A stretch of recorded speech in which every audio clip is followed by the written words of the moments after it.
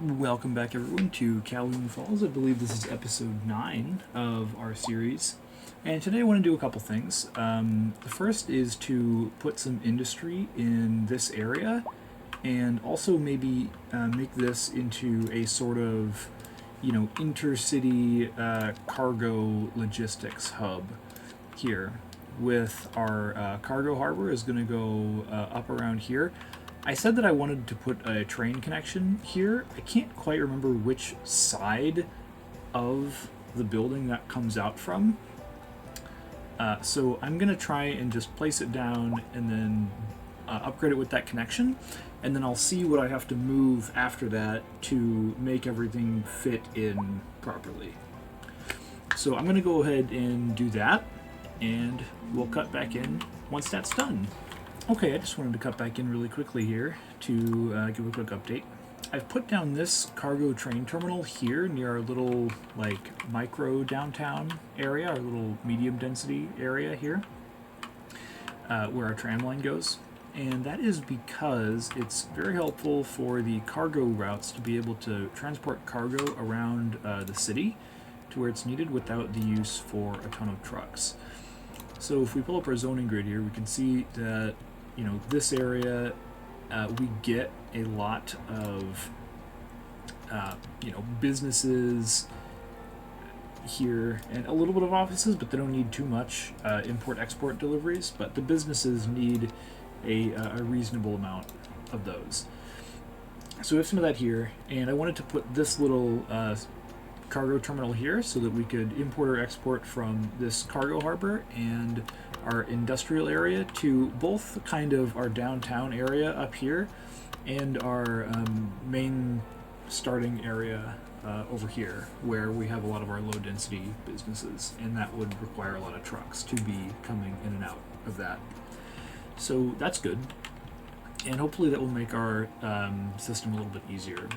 Now, I'm going to build out this grid a little bit more. I have a train line running, if you can see it, from here,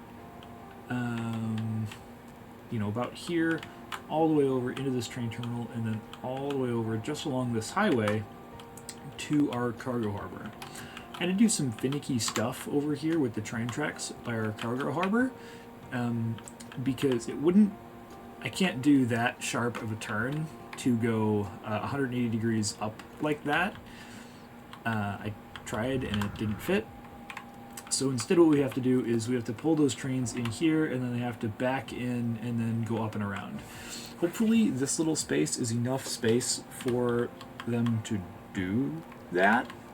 And it thinks it is. If I make a cargo railway route, I can go from here all the way over to here without and back without too much issue, and it accepts this as a valid route, so that's good. I could, I suppose, pull it farther back this way, but I don't know what that would do, and hopefully the train won't just glitch in here. So I'm going to leave it like that for now, and if it starts glitching out, I will try to mess with it a little bit and see what we can do. So this from here is going to go pretty much straight over to here. And now this is the part of the game where I get a little, finicky about what to do. And this is where I think, I should take all of the importing and exporting cargo and put it all into one train terminal, and then I should take all the local cargo and put that all, from that train terminal out spoking to the parts of our city which need it. And that could be done kind of in this area right here, where I take, import from here, and put it into this one terminal, and then I export out from here to this cargo station over here. I've got all the views on, so I'll try to get those off. Bringing that over to here, and this one would just have its own, and this one would also kind of just have its own. But then I could also bring that out to over here where we wanted to build our bigger downtown, or maybe even way over here if there was an import-export line that went up through this area and we needed more industry, we could put it over there. Even though I said I wanted that to be mostly suburbs, but I digress. So yeah, this then is the part of the game where I get not totally sure about what to do with that, because both solutions would work, and neither solution is that bad, because we could put in these storage warehouses, and those would help a bit. Now with the storage warehouses, I don't totally know if you're only allowed to place them near the like along with this thing right next to it. It kind of looks like you are only allowed to do that, but I don't really know how much. I mean, it gives it some more cargo storage, so I don't know how necessary this is, especially if we have this sort of system going on here. But either way, I don't also know if I want to do that, because it would make this area kind of noisy. And granted, we do have a quote-unquote tree buffer here between this area and this area, and that would also really necessitate this being mostly like offices or something that doesn't really care about the noise. So I'm going to do two things.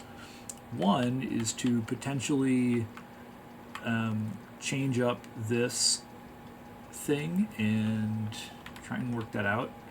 It's also a little difficult because we have our system here, which lets it connect to this depot, and that was kind of a pain to set up.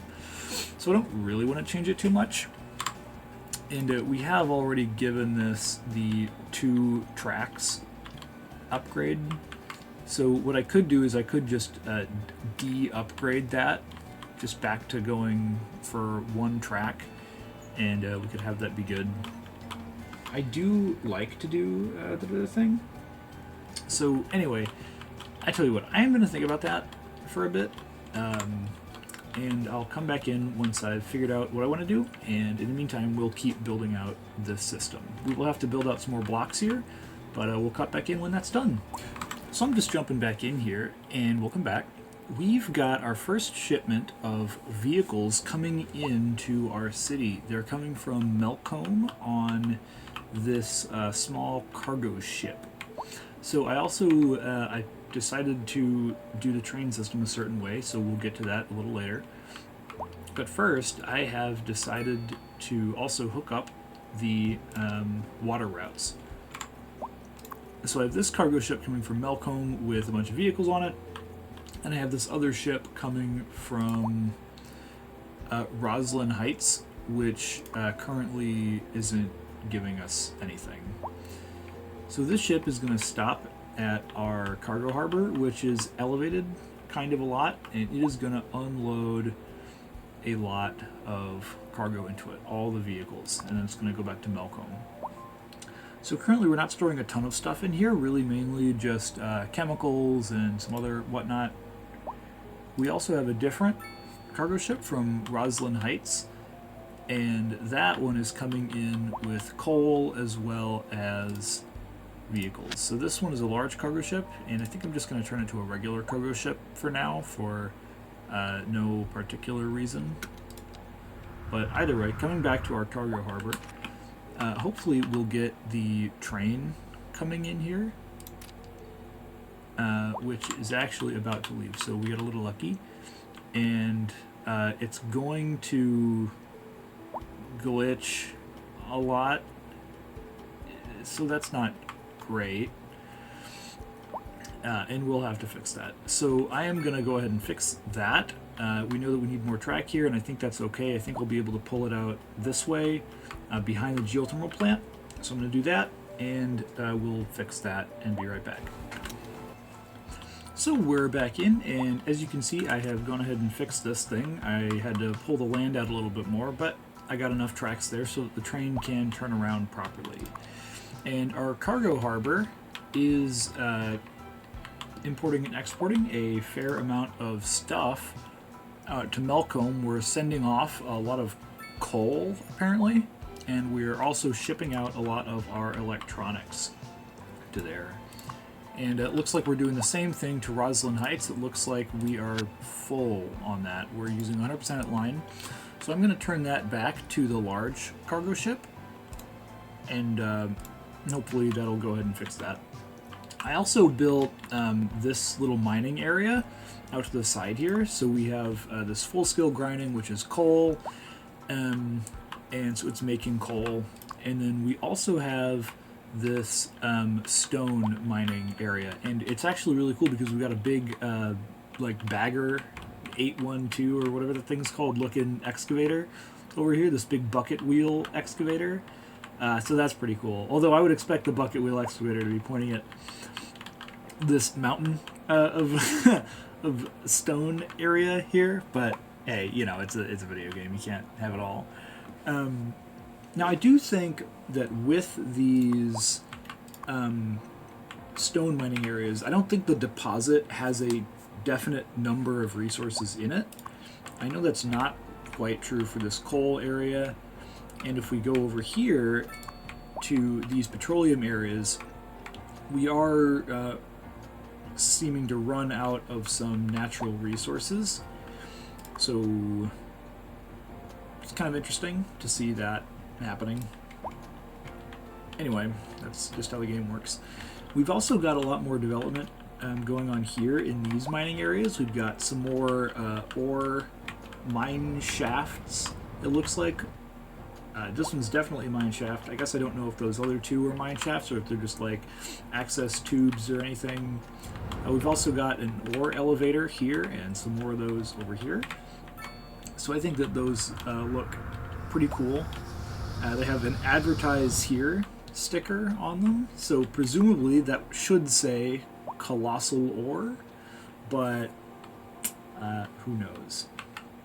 Anyway, with this, we are pretty close to being able to unlock this ground earth thing. We are at 6 out of 10 mining area hub buildings.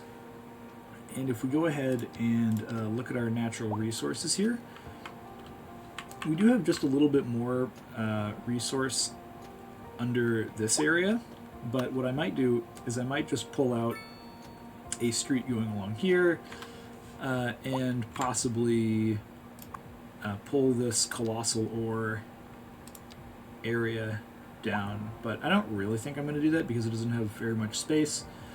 So what I think I'm going to do is just put out another one. I'm going to build another ore, and I think this one is also just going to be stone, because I believe if we come into our economy panel here, we're still short on stone. Okay, we're not actually. I was incorrect about that. We have a small surplus of stone, which is fine, but what we're really short on is chickens and wood. We definitely need wood. Now the wood should be easy to get from this area up here, and I think that would be neat to have this all being like a, I guess, more of a resource extraction area on this side of the highway. If we look at it here, we do have a lot of wood. Now, however, our air pollution is starting to go to this wood area as these things pollute more. And the air pollution actually, it removes the amount of wood you can get from your trees and sets that to 0. So that's not great. It looks like this is also being used 100%, so we're going to switch that to a large cargo ship, that line. Anyway, I think we might have to let this forest area die out a little bit. And this is another reason why we would have that city policy of our pollution management to decrease the air pollution, because that will help us. I remember we turned that on in a much earlier episode, and that would help us maintain this forest area up here. I think we're going to let the game run for a little while longer, though, to just see how big this cloud of air pollution gets. given that the wind is not super strong right here, that pollution cloud shouldn't really pull over this way a ton, and it should just stay right over here and be like really nasty, like a very highly air polluted area over here, which isn't too much of a problem, so that should be fine. Our cargo harbor seems to be working very well, and our hub to harbor train line seems like it is doing well too. Now I know that, so this I think is just another version of that production chain map. Actually, I don't. That was the incorrect thing to say. This is not a version of that production chain map because our livestock should be marked as a deficit, whereas we have deficits on chickens, wood, wheat, carrots, oil, and surpluses on the rest of it. And we also have surpluses of all of our material goods, especially electronics. I don't know what's going on with these electronics, but we just have like a ton of electronics production for whatever reason. And we have surpluses on all of our immaterial goods, even entertainment, which I guess I don't know if you can have a surplus of entertainment or a surplus of lodging or a surplus of recreation. I'm not super sure, but in either case, this thing means that that particular cargo harbor has a deficit of these things. So as they get imported, it will try to balance that. And so these are likely to be imported into this particular thing from wherever, I think. And which is super, like, weird because it says we have a deficit of electronics, so hopefully it doesn't import any electronics into this cargo harbor. Hopefully the train just gets them from the train line. And this is also because we just put up this cargo harbor, so this is kind of an initialization sort of thing. And our train is actually, it hasn't been bringing any electronics from there so far, and one of the reasons is because there might not be a ton in the hub here, except there is. So I do just want to see, I think we really only need this one train, and I want to see if this train is going to take electronics, and it is. So we're now going to start slowly moving the electronics over to our cargo harbor, and so that's a good thing. So I guess that means it will import it from another depot or train station and not necessarily import it from a different city. So that should be good. Anyway, our city's also looking pretty good, and we get a good view from the train line of our city. So I'm happy with this, and I'm starting to become happy with our little industrial end over here. Before I zone in the rest of the industry in here, the industrial zone in this area, because we still have a little bit more demand for that, and I think I'm just going to make this just some blocks of industry to have it here, because we didn't decide to put the import-export hub here. I actually changed these block sizes so that they are 12 wide. So we're going to go ahead and zone these things in, and I know that I wasn't zoning things in like right along the highway, but I think we are gonna, or right along the larger streets, but I think we are gonna go ahead and do that in this region, just because we can, mainly. And those are just gonna take whatever old size they want, and this industrial zone should work really well with these resources here and this electricity production, which it gives you both high voltage and low voltage. So this is also providing low voltage power to this whole area. I think it tends to prioritize moving the low voltage power over the high voltage power, but I'm not exactly sure how that subsystem of the game works. Also, hopefully we can get enough people over here I know I didn't really mention that at all, and because our passenger train kind of stops over here, we don't really have a great way for our citizens to get into this area. So I could also set up a bit of a bus line going from this section kind of over, or we could extend these tram lines out through here. I think we would probably want to extend the tram line, whichever one is less busy, I think that's the one we would want to extend. So I would think probably this Pleasant Street tram here we could extend, because even though this Primrose Street tram would be more direct, it would maybe take these people a little bit longer.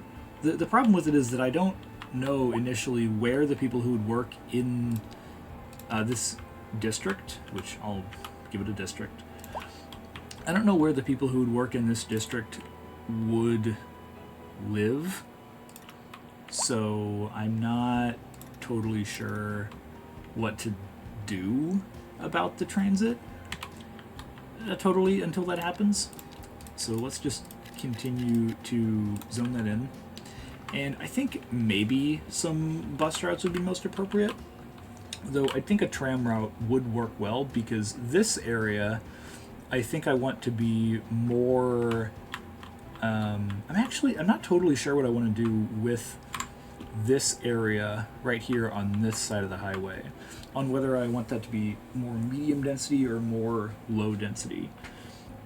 I'm leaning to some more kind of like this sort of blocks, because I want this area down here to kind of be able to pull out that Primrose End district and have not all canals up here. I don't think I really want to do too many more of these canal district type of things, no matter how great it looks, just because it was a ton of effort to do.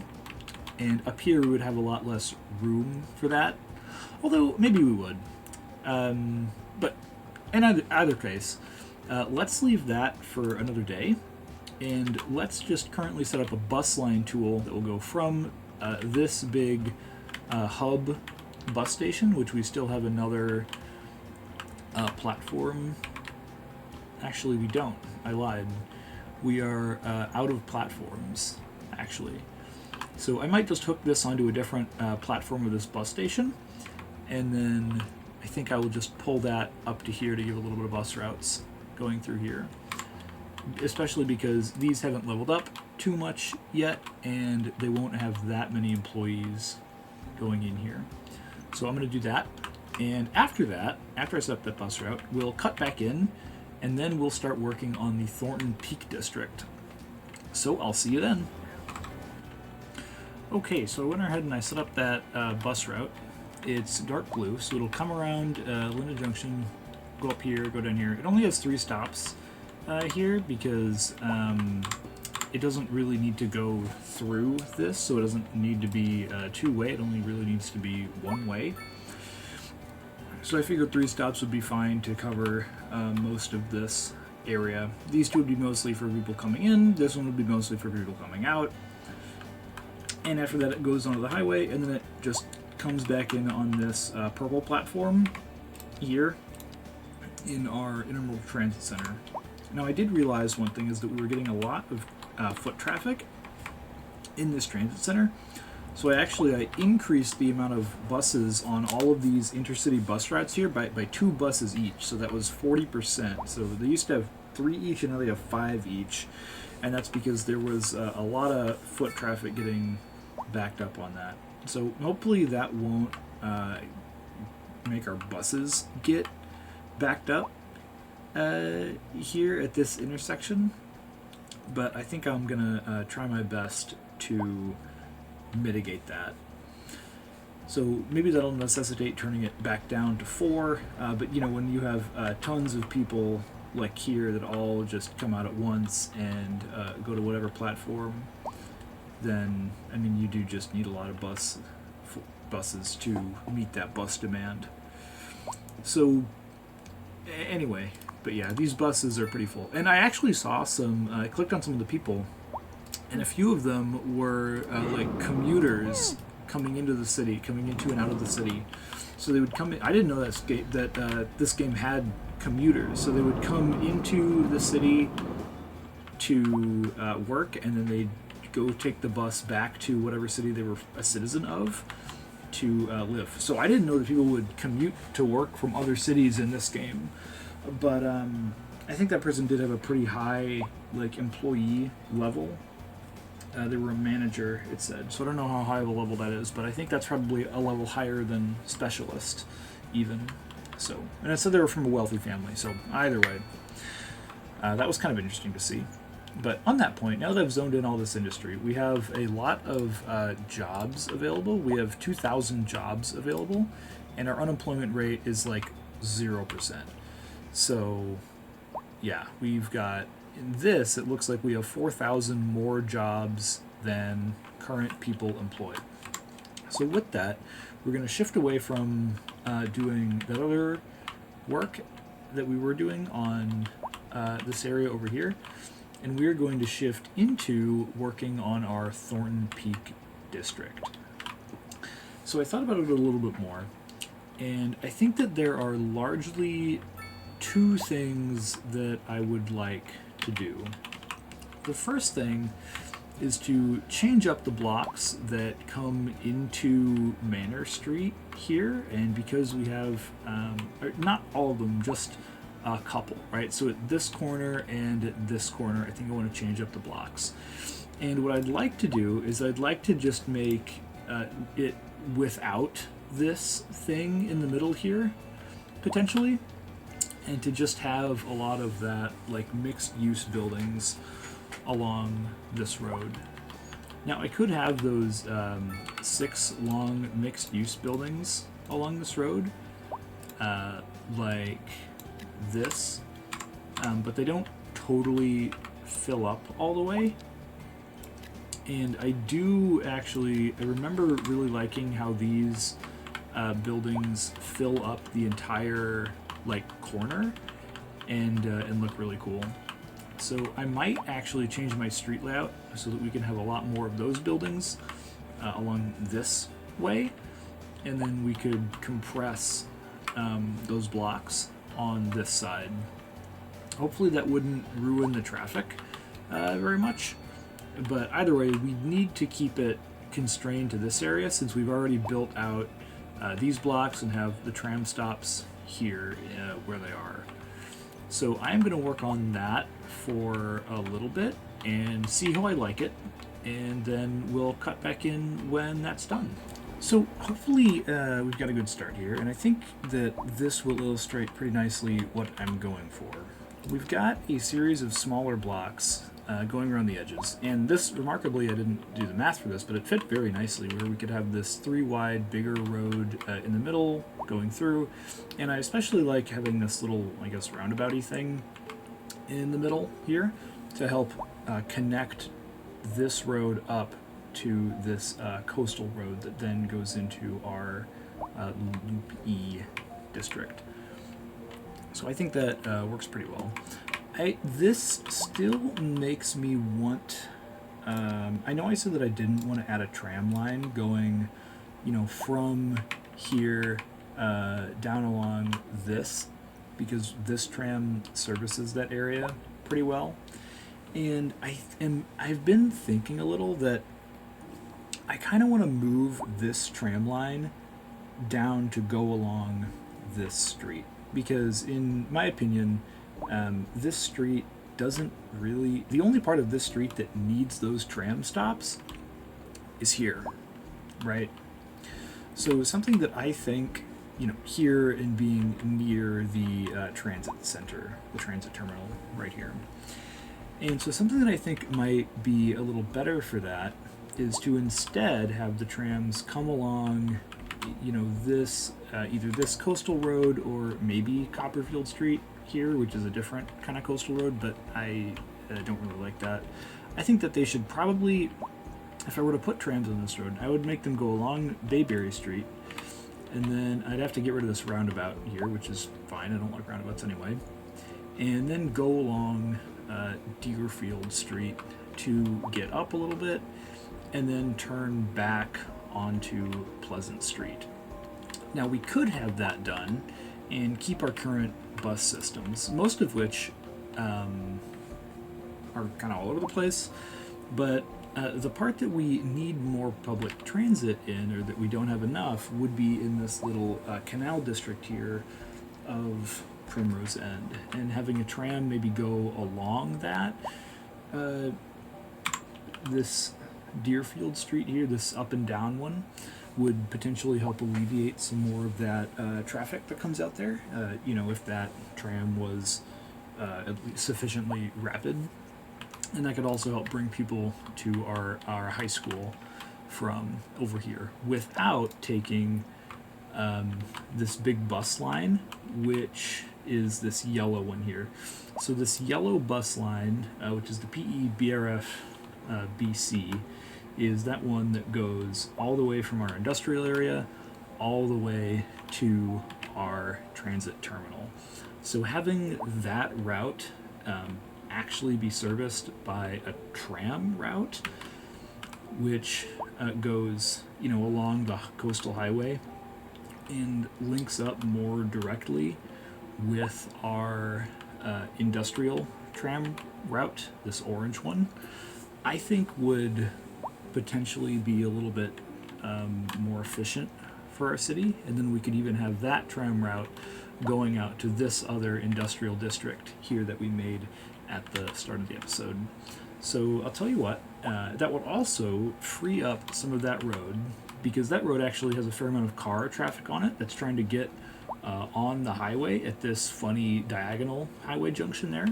So I might actually move that tram line down to the more coastal street that has our higher density buildings near it, our bigger apartment buildings. So I think that I'm actually going to do that, as well as zone in a little bit more of this southern part of the Thornton Peak District, and I'll cut back in when I have some updates on that. So just to cut back in quickly here, I have decided to redo this train, the PEBRF RC train, that goes from this transit hub where there are a lot of passengers all the way over to this southern area, and then around the loop, and then back up. So it still goes along this part of Pleasant Street, but instead of going forward there, it turns, picks up people, and this tram is actually quite full, so I might even need to add some more trams onto this route. And I think the reason because it's full is it's getting some more people from this area and this area, which are both more densely populated. And hopefully a lot of that slack is coming from the bus line that also goes along part of this route, or at least maybe a bit north of this route.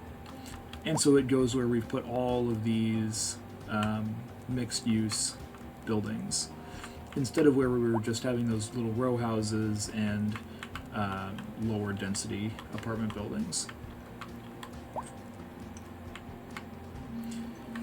So this tram seems to be running pretty well, and I'll just walk you through its route here really quickly. It just goes through here. There's also a water park here and a soccer field. When I started building up this area, I put those in. There's a bunch of homeless people that moved into the soccer field immediately, but because we used a lot of pedestrian connections to this street instead of car connections, the traffic on there is pretty good, and it does look like this tram is getting pretty heavy use. And we did double this one up along with the orange industry line tram, so hopefully that's going to keep working well, and hopefully people would just be able to get off of this tram and then get on the industry tram if they want to go further, like they might be doing here, instead of having to cross the street. It could encourage people to get off the tram sooner if they were counter-rotating like that, or it might do the same thing. I really don't know how that one works. But I think this tram is working pretty well, And it looks like already we're having a lot more usage on this tram than we were on the other tram, especially here, right at this big junction of Bayberry Street, where I guess people want to come down here and go to this office park. So that's another big thing about this tram, is it goes from the tram stops here at this office park to where all these people are, and especially where a lot of our commuters are. So we were getting a lot of commuters in and through this bus station, and they all started waiting over here at these tram lines. Now, as far as our bus lines go, it should help to alleviate some pressure off of our bus line, which was this one, which did the same route and was getting pretty full of people. So that pretty much shares stops with our tram lines along here. I might move these bus stops just to be directly on that tram line, and direct transfer. Might be nice. But yeah, it just goes along here with more stops. And it continues straight, that bus does, into the center of this, while the tram goes along the edge. So, anyway.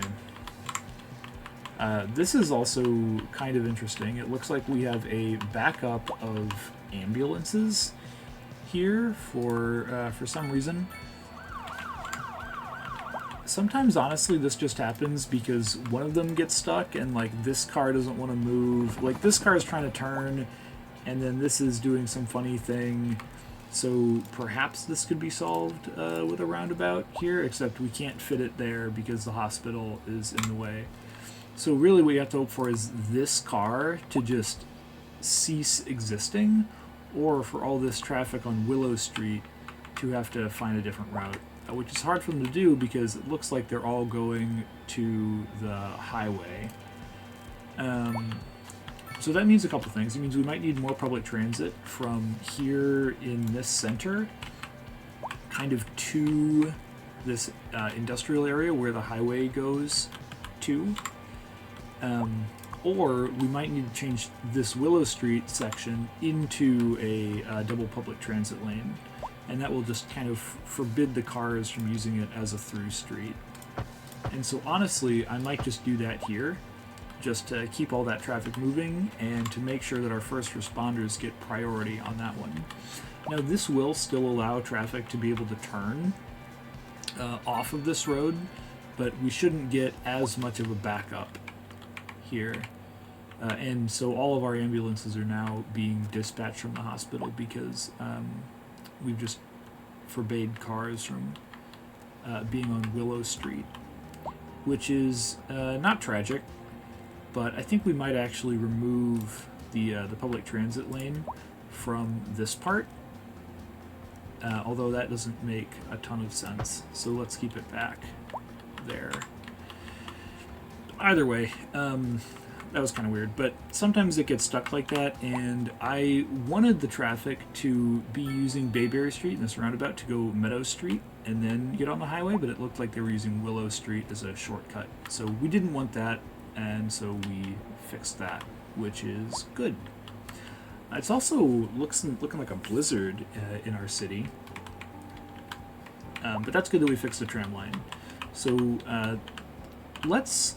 Oh, we also unlocked this Ember Suite signature building, and I'm thinking that I might plop it down right here, and that might look nice next to these elementary schools over here. It's about the right height for this area, so that could look good, but I don't want to really use all of our signature buildings just on this area.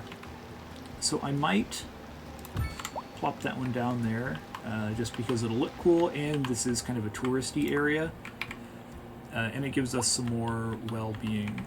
So what can be very helpful is using this well-being on some low-rent housing that we could put in here, but when I started building this area, I really did not envision it being for low-rent housing, just because the buildings just kind of look like this, you know, which are fine, but they're not terribly attractive to have in the city. I mean, they just don't look visually that appealing. I think that buildings like these look much more visually appealing and have more detail on them. So what I was actually thinking about putting in here is a lot of these small... I was going to make like a bunch of weird cul-de-sacs in this because it's a pedestrian area anyways, so who cares? And I was going to put in a bunch of these like medium density housing buildings which have like this shape, right? Like the 2x3 shape here, to be able to blend in nicely with that area and have these nice like circular columns there. So I was thinking that would look pretty cool. So yeah, I think I'm going to zone in a lot of those buildings, at least in one quadrant of this. Maybe I'll try it in this one that's already started to be filled in, and we'll see how that looks. We might need another elementary school too, because we don't have enough elementary school capacity, allegedly, but you never have enough elementary school capacity, because if you just build sufficiently quickly, you will just get a ton of massive spikes in your elementary school need. So either way, I really don't think that we need as many elementary schools as we do in this game, but I might end up putting another one in just because. So either way, I'll try out that pattern that I was thinking about in this quadrant, and I'll come back when that's in. So I've got something here that I think will is looking pretty good. I've got a bunch of those 3x2 buildings. They're not leveled up yet, so they won't have those really cool things until later. And they'll also get taller later. I think that one that I looked at before was about 8 stories tall, and these are about 5 or 6 so far. So these will get about up to here, this tall, this window-ish on this building, which I think is probably about the right height for these buildings. This is just some larger medium density housing that I put in the corners here to try to blend this out, although I don't think it's doing the best job of that. So I might try to mess with that a little bit more. Either way, I think this is looking great. I made this area very pedestrian focused,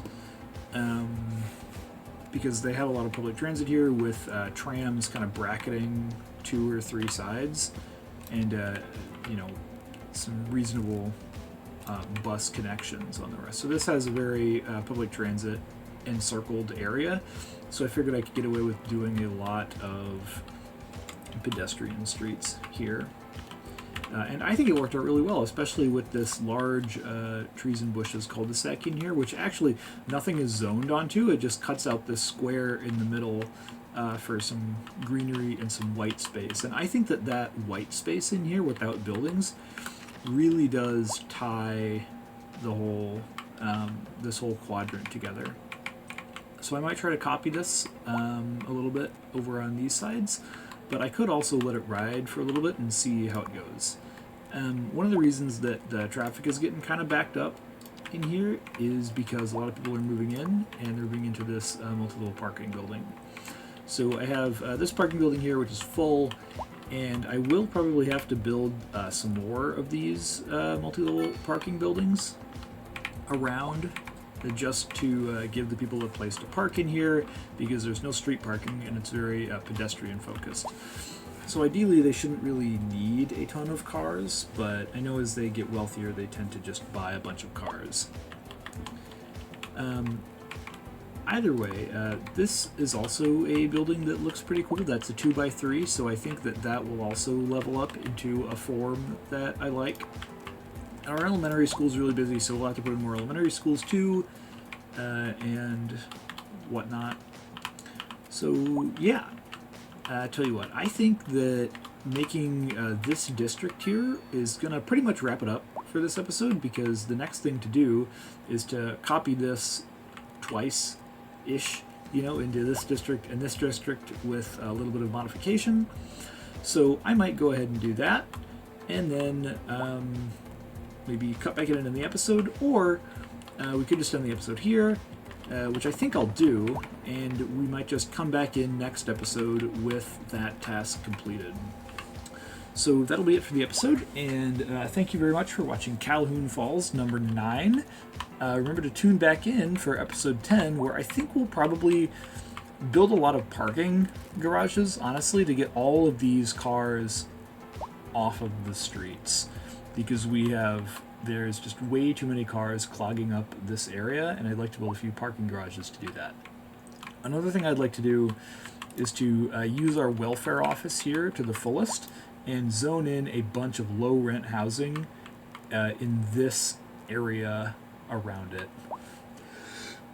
See you then.